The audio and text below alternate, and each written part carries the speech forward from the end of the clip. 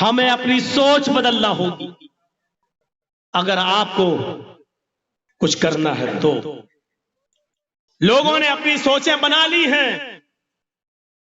ذہنیتیں بنا لی ہیں، انہوں نے یہ اصول بنا لیا ہے کہ اگر ہمیں سत्ता میں رہنا ہے، سرکار میں رہنا ہے، تو ہمیں ہندو اور مسلمان کرنا ہے۔ آج یو پی کے چناؤ جو ہونے والے ہیں، اگر اس میں بی جے پی کے لوگ ہندو مسلمان کرنا چھوڑ دیں، ہندو مسلمان کرنا چھوڑ دیں، پاکستان کا نام لینا چھوڑ دیں، تو آپ یقین مانیے کہ یو پی کے اندر 5 سیٹیں بھی یوگی کی نہیں آ سکتی۔ لیکن انہوں نے اپنا ذہن بنا لیا ہے، اپنی سوچ بنا لی ہے۔ مولانا کلیم الدین صاحب کو گرفتار کر کے ایک میسج دے دیا ہے کہ یو پی کے آنے والے چناؤ میں ابھی ہم اور مولویوں کو بھی گرفتار کریں گے، کیونکہ ہمیں چناؤ ایسے ہی جیتنا ہے۔ کورونا کال کے اندر مرکز نظام الدین کے سپہ سالار اور قائد اعظم مولانا سعد کا نام اچھال کر انہوں نے یہ میسج دے دیا ہے کہ ہمیں سرکار میں دوبارہ واپس آنا ہے تو ہمیں ہندو مسلمان کر کے ہی واپس آنا ہے، مسلم سنستھاؤں کو بدنام کر کے ہی ہمیں آنا ہے۔ آپ نے کیا سوچ بنائی ہے؟ آپ کی فکر کیا ہے؟ آپ کی ذہنیت کیا ہے؟ یہ آپ کو طے کرنا ہوگا، آپ کو سوچنا ہوگا۔ کون سوچے گا یہ؟ انہوں نے اپنی ذہنیت بتا دی ہے۔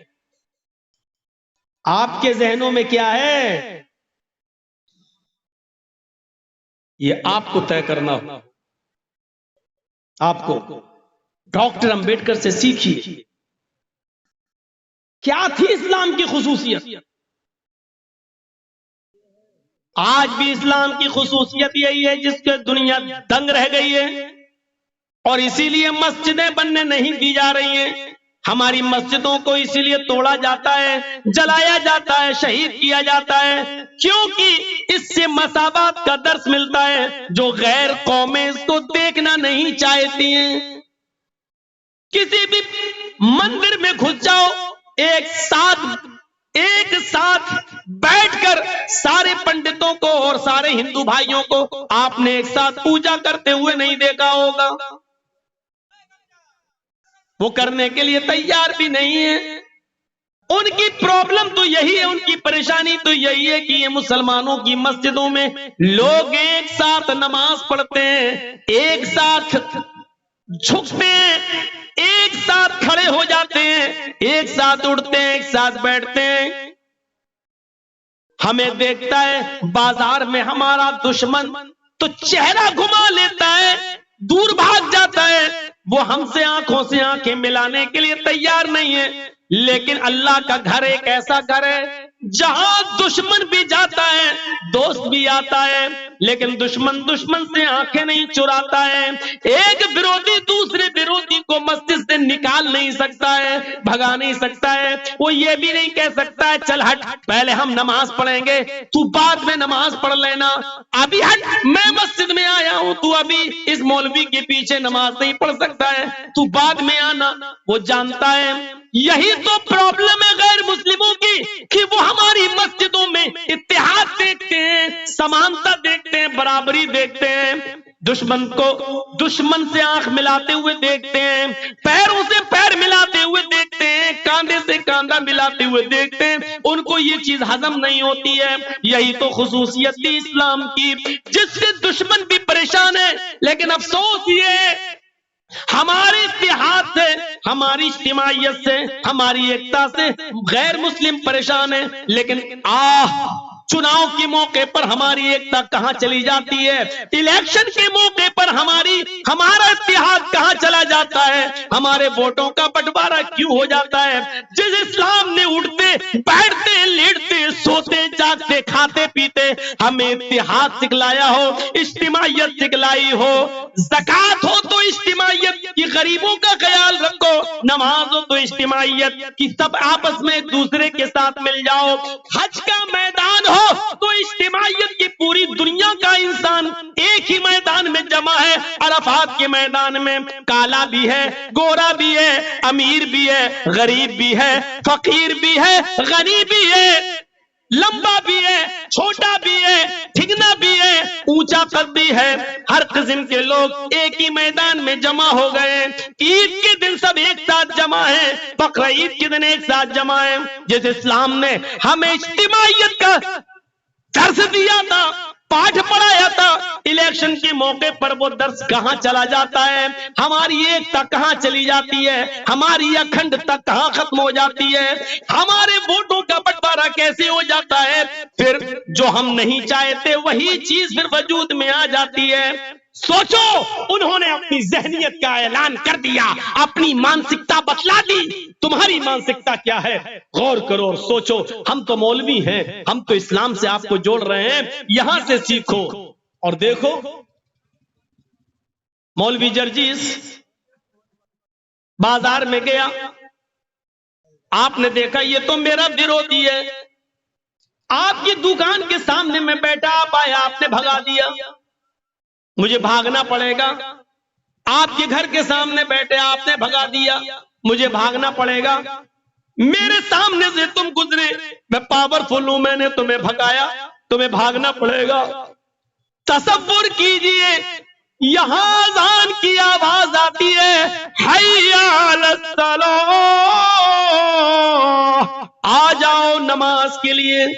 اس آواز کو سن کر ایک غریب آدمی، ایک مسکین آدمی، ایک رکشہ چلانے والا آدمی، ایک مزدوری کرنے والا آدمی، 200-300 روپے روز کمانے والا آدمی، لوگوں کا سامان اپنے سر پہ لاد کر کلی گیری کا کام کرنے والا ایک آدمی اس اذان کو سن کر مسجد میں جاتا ہے۔ ہاں وہ خانے کعبہ میں جاتا ہے، وہ مزدور ہے، غریب ہے، اور پہلی صف میں جا کر بیٹھ جاتا ہے۔ لائن سے صف لگ گئی ہے، صف کے اندر اب جگہ باقی نہیں رہی ہے، کوئی بھی آدمی پیچھے آتا ہے تو وہ صف کے اندر اب نہیں جا سکتا ہے۔ ہاں پہلی صف بھر گئی ہے، اس صف کے اندر ایک قلی بھی ہے، مزدور بھی ہے، غریب آدمی بھی ہے، 100-200 روپے روزانہ کما کر اپنے بیوی بچوں کا پیٹ پالنے والا بھی ہے، رکشہ چلانے والا بھی اسی پہلی صف میں موجود ہے۔